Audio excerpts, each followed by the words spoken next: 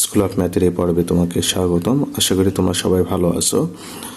এবার আলোচনা করব তোমাদের জন্য 18 পৃষ্ঠার 2 নম্বর প্রশ্নটি। এখানে বলা হলো নিচের 6টি নম্বর কার্ড ব্যবহার করে 6 অঙ্কের সংখ্যা তোমাকে তৈরি করতে হবে। এখানে আমরা কয়টা অঙ্ক পেলাম? 1টা 2টা 3টা 4টা 5টা 6টা। এই 6টা অঙ্ক ব্যবহার করে 6 অঙ্কের সংখ্যা তৈরি করতে হবে। একে বলা হলো বৃহত্তম সংখ্যা তৈরি করো। তো অঙ্ক পাতনে যে কোনো অবস্থানে বৃহত্তম অঙ্কের স্থানীয় মান ক্ষুদ্রতম অঙ্কের স্থানীয় মান অপেক্ষা বড়, এটা আমরা জানি। তো তাহলে আমরা সেই অনুযায়ী সাজাতে পারি। তো আমরা জানি এখানে বৃহত্তম অঙ্ক বা বৃহত্তম সংখ্যা স্থাপন করব। তো আমরা জানি অঙ্ক পাতনে যে কোনো অবস্থানে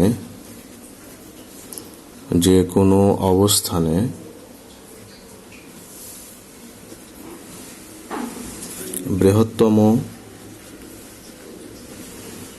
অঙ্কের স্থানীয় মান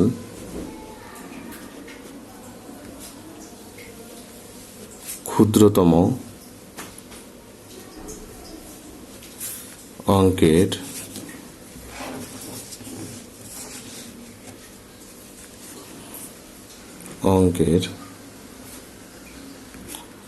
স্থানীয়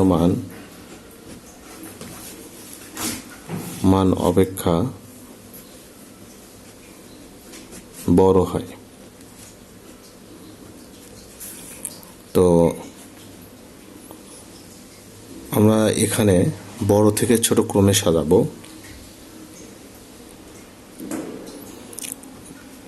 বড় থেকে ছোট ক্রমে সাজিয়ে, তো আমাদের দেখো বড় হলো সবচেয়ে বড় অঙ্ক এখানে হলো 9, তারপরে 8, তারপরে হলো 6, তারপরে 4, তারপরে 2, তারপরে 0। তো আমরা তাহলে শুরুতেই 9কে নেব, তারপরে 8কে নেব, তারপরে 6কে নেব, তারপরে 4কে নেব, তারপরে 2কে নেব, তারপরে 0কে নেব। তো আমরা এখানে তাহলে বৃহত্তম সংখ্যা লিখব। বৃহত্তম সংখ্যা তাহলে এখানে 9, 8, 6, 4, 2, 0। এটা হলো আমাদের বৃহত্তম সংখ্যা। এরপর ক্ষুদ্রতম সংখ্যা। আমরা তাহলে ছোট থেকে বড় এবার সাজাবো। ছোট থেকে বড় ক্রমে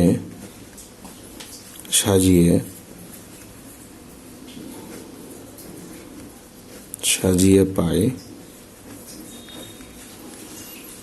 তাহলে 0 less than 2 less than 4 less than 6 less than 8 less than 9।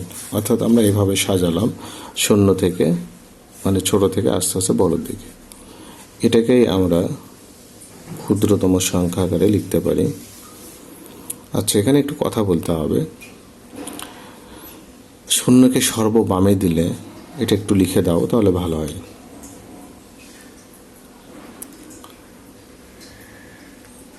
0কে সর্ববামে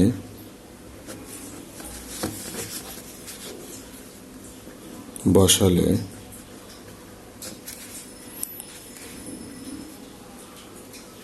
তাহলে 0কে যদি আমরা সর্ববামে দেই তাহলে আমাদের গঠিত যে সংখ্যা আমরা পাবো সেটা অর্থবোধক কয় অঙ্কের হবে? দেখো 5 অঙ্কের হবে। তাহলে 0কে সর্ববামে বসালে গঠিত সংখ্যা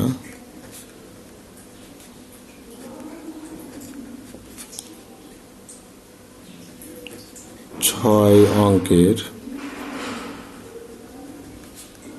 না হয়ে অর্থবোধক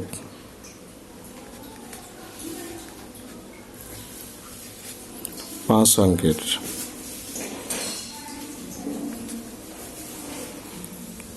অঙ্কের হয়। সেক্ষেত্রে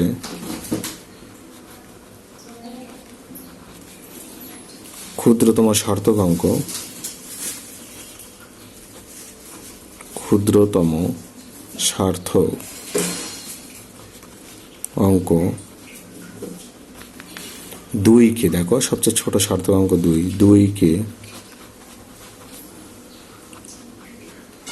বামে বসে তার ডানে শূন্য সহ বাকি অঙ্কগুলো ছোট থেকে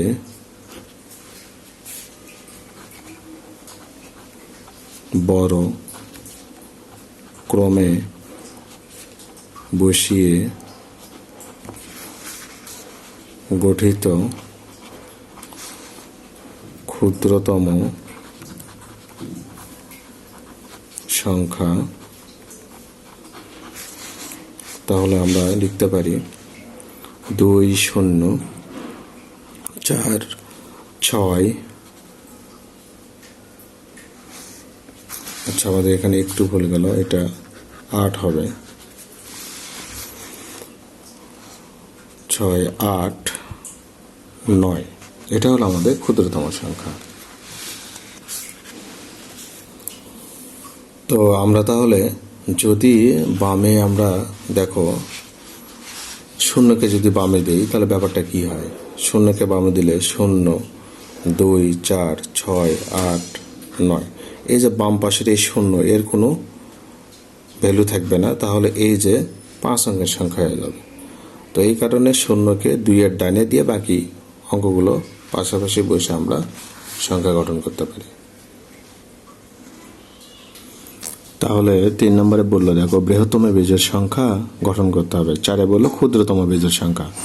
আমরা তাহলে বৃহত্তম বেজোড় সংখ্যাটা কিভাবে গঠন করব? তোমরা একটু খেয়াল করো যে বেজোড় সংখ্যা মানে একক স্থানীয় অঙ্ক, কিন্তু তোমাকে এই যে বেজোড় অঙ্ক 9কে রাখতে হবে। এখন একক স্থানে আমি 9কে রাখবো, তাহলে আমাদের বললো কি বৃহত্তম বেজোড় সংখ্যা। তো একক স্থানে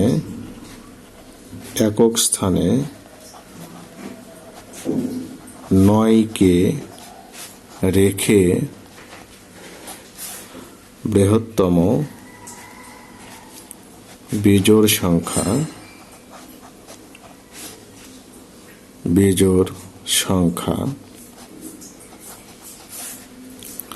তো 9কে আমি এককের ঘরে রাখবো। বৃহত্তম বিজোড় তার মানে কি বাম পাশে সর্ববামে আমাকে 8 রাখতে হবে, সবচেয়ে বড় অঙ্ক রাখতে হবে। আমি 8কে রাখলাম, তারপরে আমাকে 8-এর পরে এখানে দেখতে হবে সবচেয়ে বড় অঙ্ক কোনটা, 6কে রাখতে হবে। তারপরে বড় অঙ্ক হলো 4, তারপরে 2, তারপরে 0। তাহলে 2 4 6, এটাই হলো বৃহত্তম বেজোড় সংখ্যা। এখন 4 নম্বরে বলল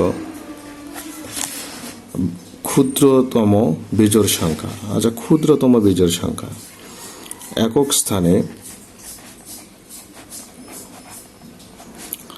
9কে রেখে ক্ষুদ্রতম